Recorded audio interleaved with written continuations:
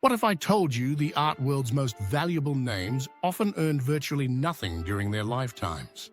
The painters whose works now command fortunes at auction frequently struggled to afford basic necessities and art supplies. In the next 15 minutes, we'll unravel the cruel economics behind this phenomenon, examining how cultural value emerges after death. Consider Van Gogh, who sold just one painting while alive. Today, his works fetch astronomical sums in the hands of collectors and institutions. This is the story of artistic recognition's tragic timeline, how the canvas of history repaints struggling creators into icons of immeasurable cultural significance long after they could benefit from their genius. Imagine walking through a gallery filled with paintings worth hundreds of millions of dollars. Now, picture the artists who created them. Many couldn't afford proper medical care, decent housing, or even the materials needed for their craft. This stark contrast reveals one of art history's cruelest paradoxes. The greatest artistic minds often lived in abject poverty, their genius recognized only after death. The pattern is disturbingly consistent across centuries. Financial hardship fundamentally shaped both the artist's work and their fates, creating a paradoxical relationship between creative expression and economic reality. Vincent van Gogh's story exemplifies this tragic economics. Throughout his brief, decade-long career, he remained dependent on his brother Theo for survival. Their correspondence documents Vincent's struggle. In 1889, he wrote, "Would you please send the paints as soon as possible, for I have absolutely nothing left."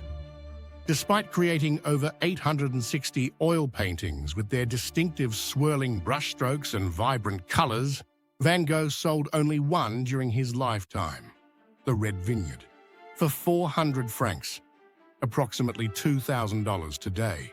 The same canvas, with its bold crimson hues and textured surface, would likely command over $100 million now. Unable to afford proper psychiatric care, Van Gogh cycled through inadequate treatments until his suicide at 37.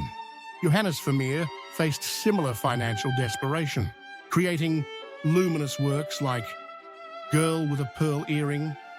Vermeer supported 11 children by working simultaneously as an art dealer and innkeeper. When he died at 43, his wife Katharina found herself so deeply in debt that she surrendered his remaining paintings to creditors, the same masterpieces that would eventually be valued in tens of millions. These economic pressures directly transformed artistic techniques. Modigliani, dying of tuberculosis at 35, developed his distinctive elongated portrait style, partly because these figures required less expensive paint than full compositions. His financial inability to afford treatment led him to self-medicate with alcohol and drugs, further influencing his artistic vision. Economic necessity often sparked revolutionary innovation. Claude Monet's quick, impressionistic brushwork emerged partly from practical constraints. Working outdoors to avoid studio rental costs, he captured fleeting light conditions with rapid strokes. What began as a solution to poverty became a technique that transformed Western art. For Rembrandt, financial collapse forced dramatic stylistic evolution. No longer able to afford fine materials in his later years, he developed a rougher, more expressive technique using palette knives and coarse brushwork. This late style, born of necessity, is now considered his most profound work and influenced generations of artists. The cruel irony is that these financial pressures created the very scarcity that would later drive astronomical valuations. Van Gogh's limited output exists largely because he could not afford more canvases. Vermeer's complete known works number only 34 paintings because he balanced art making with immediately profitable work. Their poverty directly limited their production, becoming a crucial factor in their posthumous market value, a final economic paradox in lives defined by financial struggle. What if I told you that Van Gogh's sister-in-law, not Vincent himself, is the person most responsible for his eventual status as one of history's most valuable artists? While these artists struggled financially in life, their deaths initiated a sophisticated value creation process, one that transforms modest works into million-dollar masterpieces through carefully orchestrated systems of cultural validation. Johanna van Gogh Bonge, Theo's widow, became the architect of Vincent's fame by orchestrating a masterful campaign of reputation building. Inheriting over 400 paintings and hundreds of drawings that nobody wanted after both Vincent and Theo died, Johanna made a fateful decision to preserve their value. She organized exhibitions, translated Vincent's letters, and strategically released paintings to influential galleries and collectors, establishing the foundation for his eventual canonization. Her role represents the first critical stage in posthumous value creation. The dedicated champion, artists who achieve posthumous fame, typically benefit from such figures. Individuals with both emotional investment and economic incentive to ensure their legacy. Frida Kahlo benefited from her husband, Diego Rivera's preservation efforts after her 1954 death, creating a foundation that now fiercely guards her image rights, moving from individual champions to broader recognition. The second stage requires institutional validation. Museums function as artistic gatekeepers, conferring legitimacy that commercial spaces cannot provide. When the Museum of Modern Art acquired Van Gogh's Starry Night in 1941, this institutional endorsement elevated him from interesting post-impressionist to certified master. Similarly, MoMA's 1992 retrospective of Jean-Michel Basquiat repositioned the former graffiti artist as an essential figure in art history, a critical factor in the 5,000% increase in his work's value over 3 decades following his untimely death at 27.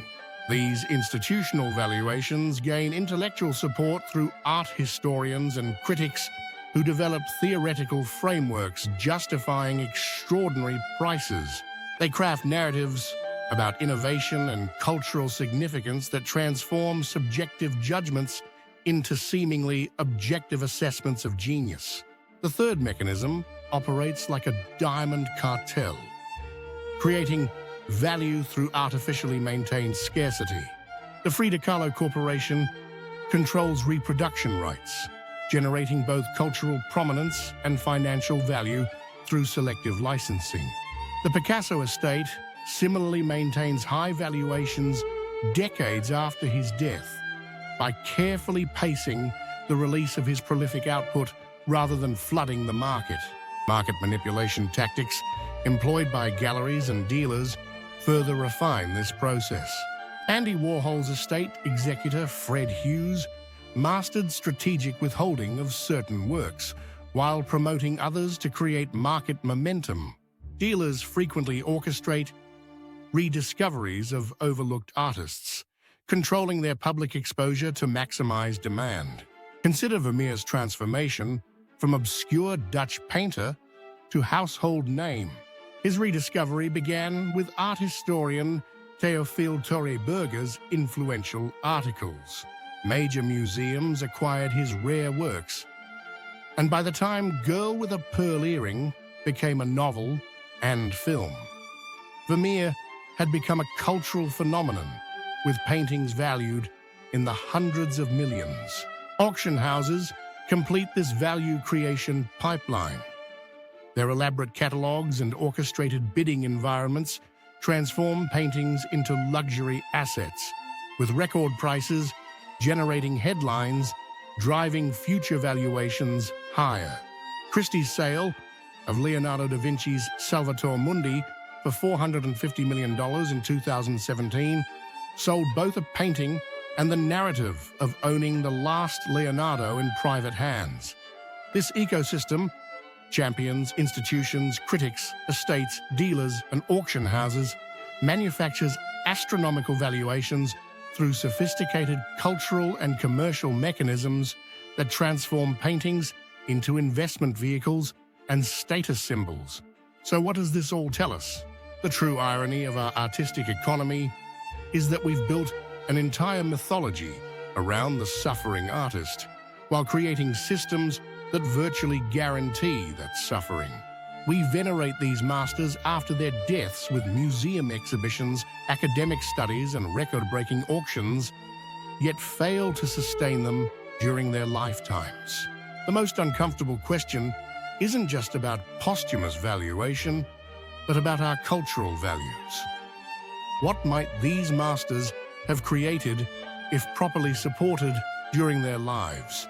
Imagine Van Gogh, who sold just one painting while alive, creating beyond his 900 works had he experienced even a fraction of his posthumous success. Would Vermeer have produced more than his 34 known masterpieces with financial stability? Perhaps our fascination with artistic genius only truly ignites when that genius is safely contained in the past. The living artist presents uncomfortable demands for recognition and sustainable existence. The dead artist asks nothing but offers everything, allowing us to shape their legacy without their inconvenient humanity. What does this reveal about how we truly value creativity itself?